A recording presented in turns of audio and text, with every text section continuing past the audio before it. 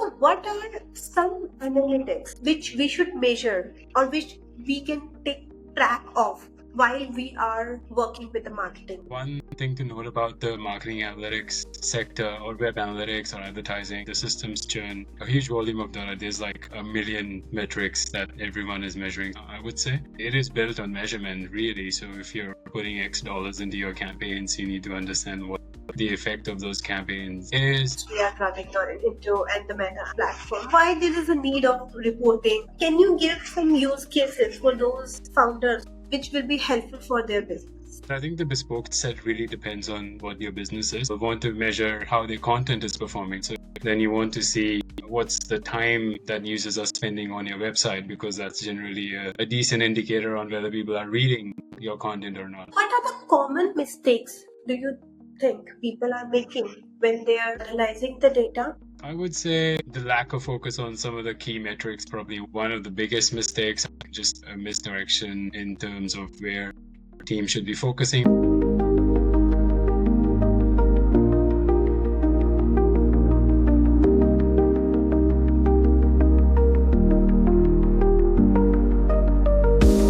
Hello everyone, welcome to the Executive Outlook. Today I'm joined by Preet Singh, a data-driven leader and entrepreneur. Preet has spent his career at the intersection of data, technology, and business growth, from building and scaling his own company to mentoring startups and driving innovations in marketing and analytics area. Welcome, Preet. Thank you. Nice to be here. Nice to meet you. I'm very excited to hear your journey. I'm very excited to know that what made you choose this path of business, entrepreneurs, technology, data. I'm from a finance background. I started working in a boutique finance company out of university, and I realized finance wasn't really my thing. So I was looking for really something else to do. Because I was a recent graduate, I got the opportunity to apply for a graduate role in a big media agency where I got into digital marketing. Then at my last agency that I worked at, I met a couple of people who became my co-founders for the company we started about 10 years ago called Indigo Digital, focusing on really digital marketing and analytics services. And over the years, my role kind of changed from performance marketing towards analytics and data. We created a separate division for it. I've always been interested in numbers and technology and data. And I think in the last kind of 4 or 5 years, the focus became more and more on this space just because I was interested in it. That's very exciting. So I have a very curious question that I want to ask. That a lot of companies are doing marketing. So what are some analytics which we should measure or which we can take track of while we are working with the market? I think one thing to note about the marketing analytics sector or web analytics or advertising, the systems churn a huge volume of data. There's like a million metrics that everyone is measuring. So it's a very, I would say, measurement driven industry already, I would say. So, it is built on measurement, really. So if you're putting X dollars into your campaigns, you need to understand what the effect of those campaigns is, and usually that's by way of some kind of measurement or numbers or metrics like clicks or conversions or things like that. So I think on a general level, everyone has baseline metrics that they measure, like clicks or conversions or impressions or anything else that's important to the business. And then there would be some bespoke metrics that every company would want to measure. So if you're an e-commerce business, then obviously there are e-commerce related metrics like anything related to the shopping cart and add to carts, where the people are dropping off, how many transactions you're getting, what's the revenue per transaction, etc. And then I've had a lot of experience working with a wide variety of B2B businesses where the focus is on a completely different set of metrics, obviously, because there are usually a lead-based business. A person submits a lead, and then that goes into a CRM of some kind, where there's another huge set of metrics that comes into play, like marketing qualified leads or sales qualified leads, and so on and so forth. So I think it's already a pretty heavily measured industry. I wouldn't say there's a particular set that you should be measuring, but yeah, you definitely need to customize the bespoke set of metrics that every company measures on the basis of what your business is really. So I think that's where the difference usually lies. Otherwise, the baseline metrics are really the same for everybody. What they have an understanding is that, hey, we are seeing the metrics on the Google,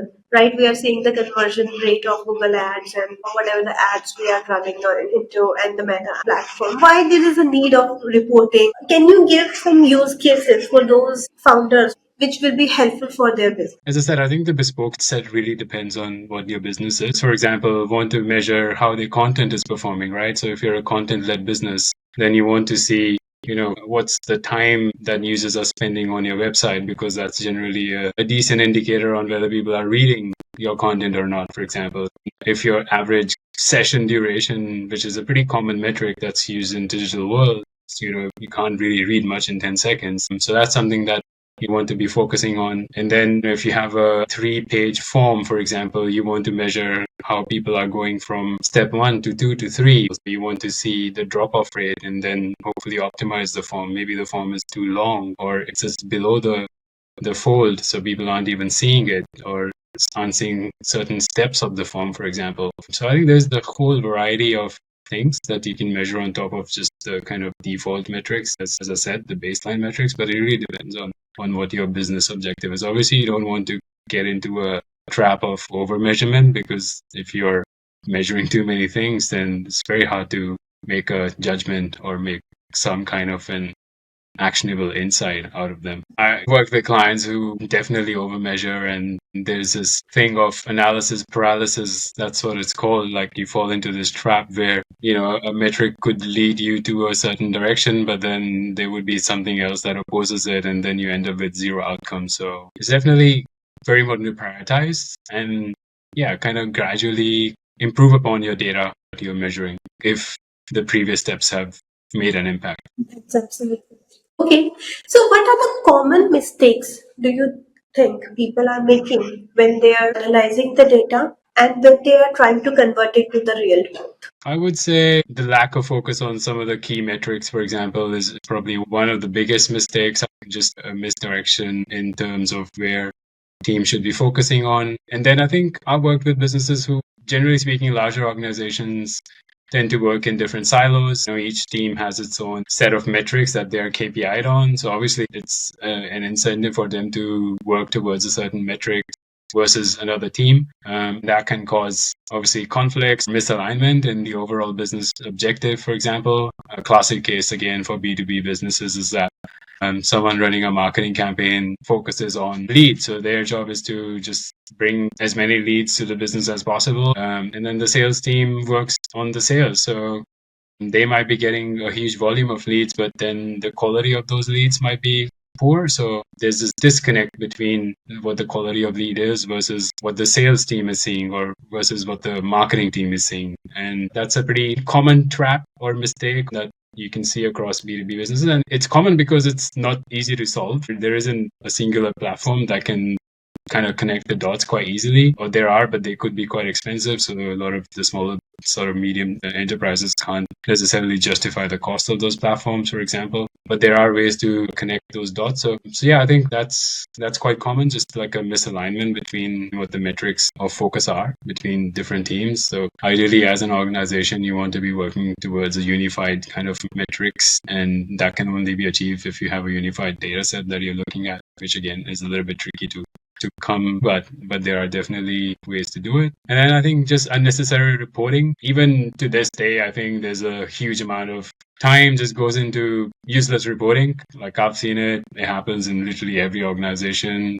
There's 10 different dashboards, no one's looking at it, but it happens. And there's obviously a cost of maintaining those dashboards and looking at someone's putting some effort into making these dashboards, but they're rarely seen. So again, over reporting is probably a big problem to this day in a lot of organizations. I think there are people who are running a pretty lean reporting system out there, which is how it should be.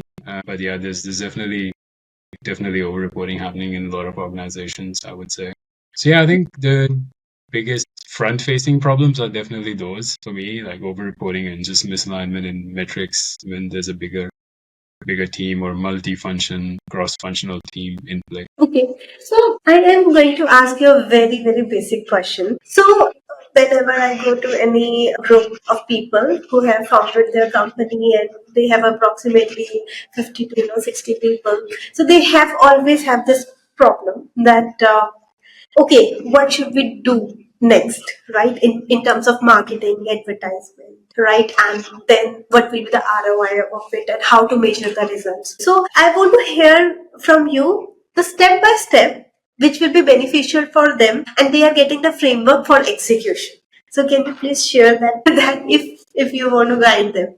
I would say there's always going to be a bespoke answer to this question depending on what the industry is. And like marketing is dollars in, dollars out. If you have $1 million budget, you can obviously do a lot more with that money versus, 100K budget, for example. So generally speaking, if you are really of any scale, a lot of your traffic should come from organic channels, right? So we had a kind of a rule of thumb for a lot of businesses, for example, we spoke to that, hey, your organic traffic is too low. If we looked at the channel mix of a particular company and we saw that only 30% of their traffic was organic, we told them that, you need to kind of work on your organic strategies a little bit more because you're spending too much money on paid performance, for example. So their paid media was driving 50% of their traffic, which in some cases is probably the right thing to do, especially when you're starting out. It's hard to build that organic engine. But if it's a 3-year-old business and you're still spending a huge amount of money on marketing and you are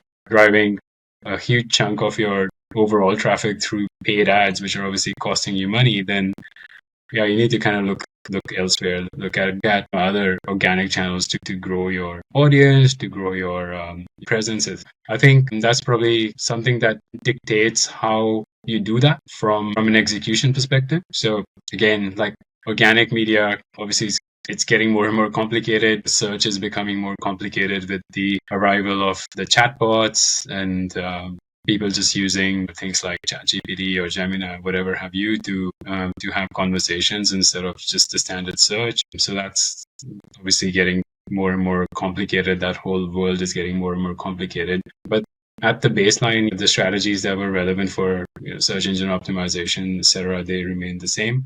In my experience, it really depends on what the type of business I'm working with. So if I'm working with a bank or a lending business, then that framework would be very different to if I'm working with a bootstrap startup who's just starting out and launching. Yeah, I do agree. But you made a very good thumb rule that you have shared that the organic traffic should be certain percentage of the overall traffic.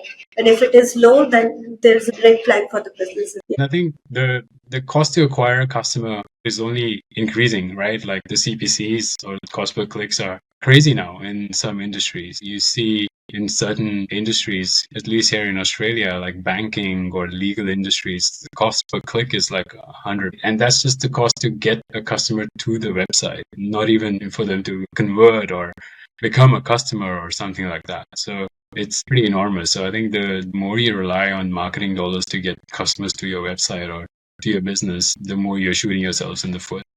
Thanks for sharing such a great insights. So a lot of content creation has shifted the role from altogether manual to some parts of it from the AI engines. So what shift has you seen in the marketing and analytics area after coming of these? I think a pretty critical change for the entire industry. And it's really just changing every day at the moment. So you can't have a concrete strategy at this point because the most frustrating thing out of this is that the measurement is very difficult. So earlier you got a click from an organic result and it landed or it got measured within a web analytics platform like Google Analytics, etc. It is happening in the same manner right now, but there's a lot of parameters that aren't really available at the moment. For example, there is a particular platform called Search Console that Google provides to measure your organic performance.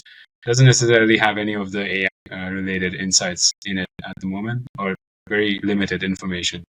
So there's not much measurement and optimization tactics that are probably out there at the moment. Everyone is developing a lot of strategies. The biggest thing at the moment is that is equivalent to how you would measure mentions of your brand within response that a chatbot like ChatGPT or Gemini would give. And the more references your content or your brand, the better your presence within that environment is. That's kind of the relationship that everyone is working toward. But At the end of the day, from what and I'm by no means an SEO expert, like that's not my expertise or anything, but this whole space is very similar to how SEO traditionally worked. But again, there are certain subtle differences, obviously, because of the introduction of LLMs within this mix, and that people need to be wary of and sort of work towards them. I think measurement is super important. We started measuring traffic coming from these chatbots quite early on for our clients, and we saw the traffic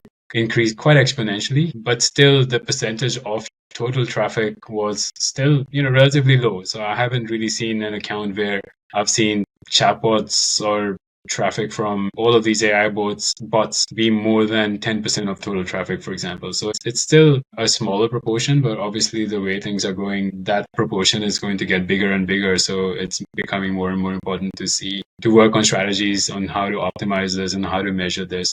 I'm sure there will be other platforms and tools that the bot providers themselves, like Google or OpenAI, etc., will probably come out with to help users optimize content for their bots. For example, just as Google has Search Console, they OpenAI might have a console of some kind as well to help users optimize their platform. So I'd say kind of inevitable at some point. It's probably not their priority at this point because they're making a lot of money elsewhere. But I think at some point the demand will be too much for a platform like that. There are tools definitely out there that have started in some way implicitly do analysis on queries. SEMrush, for example, which is a pretty big industry tool, from whatever you want to call it. They've started tracking AI citations and references pretty comprehensively, but it's not exact science at the moment. It's still sort of inferred in some way or another through repeated queries, etc. I won't go into the details, but yeah, there are platforms who have come out and are popping up pretty much every day to do the exact same thing. Like, this is the shift when Google came, so then slowly and steadily all these tools came into picture. They have also released the keyword planner, search console, and other tools. And now the whole shift now it is going towards AI, cloud, perplexity, ChatGPT, and they will also gonna have their own tools to showcase the result what people are searching. If all of these platforms, which I'm sure they're all working on putting ads into these conversations, for example, especially if you're subscribed to just the free version of ChatGPT or Gemini, whatever have you, ads are coming across all of these platforms. And if you're spending dollars on these platforms, then obviously as a customer, I'd like to see where my dollars are going and how they're performing. There will be a requirement for a platform that showcases what the results are. I would say it's inevitable that these companies will come out with some kind of a product or platform to help users measure how everything is running within that environment. Yeah, exactly. All right, Preet. That was such a great conversation, and your perspective on how we should do the analytics and using data for real time impact is really valuable. Thank you so much for sharing, and we wish you continued success in shaping the industry around this. Thank you for the invite.